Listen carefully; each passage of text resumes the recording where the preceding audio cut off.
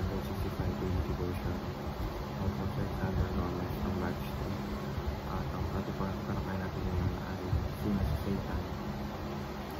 Ngayon po ang ating Bible verse ay tungkol sa 1 Peter chapter 5 verse 8. Buksan po natin ang ating puso at isipin sa mga lakas ng ating. Since sabi dito na be alert and the sober mind, the enemy together prowls around like a roaring lion, looking for someone to devour. At sa Tagalog, magpakatino kayo, magbantay kayo, ang jato na inyong kaaway tulad ng iyong gumagala at umuunay na humaharap ng kanyang malalapak.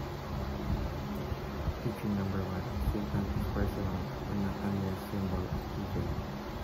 Minsan, iniisip ng iba na ang Satanas ay parang ideya ng masama o simbol ng maling gawain.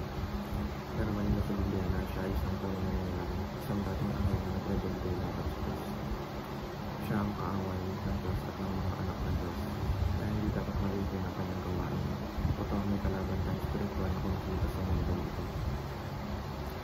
Teaching number 2, Satan's power is subject to God's power. Oo, makapangyarihan si Satanas, o hindi siya higit sa Diyos. May limitasyon siya makayang gawin. Ang lahat ng ito ay pinapanitulutan lamang ng Diyos sa kanyang buhay. Katulad na nangyari kay Job, hindi makakagalaw si Satanas na walang panitulog ng Panginoon. Ibig sabihin, kahit saan siya kalakas, ang Diyos pa rin ang may muling kapangyarihan at kontrol. Teaching number 3, Satan has no authority over the believers. Dahil kay Kristo, tayo ay pinalalayan mula sa talupanan ng kasalanan at kapangyarihan ng Diablo. Hindi na siya ang may kapamahalaan sa ating buhay.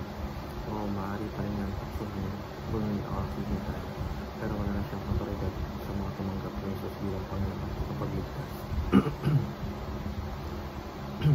Ang tanging armas laban sa atin ay pagiging niya, kaya kung mananatili tayong marupang sa katotohanan ng salita ng Diyos, wala siyang naman. Application number 1, pray for our Christ Center family. Ang pamilya ang unang target na kaaway. Kasi kapag ang pamilya ay watak-watak, madali rin na siya ang pamilya at kasambahan.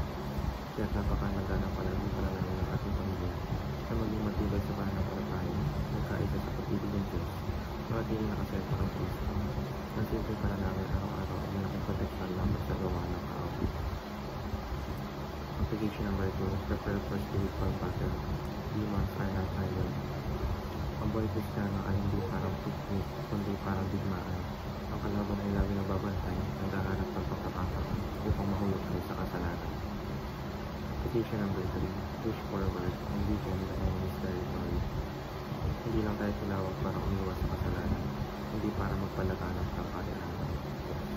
Sa bawat pagkakataon na nagbabahagi tayo ng ebanghelyo, nagmamasa kapwa, tumutuloy sa nangangailangan, pamumuhay ng tama, humihina ang kapangyarihan ng kaaway. Yun lamang po ang aking devotion.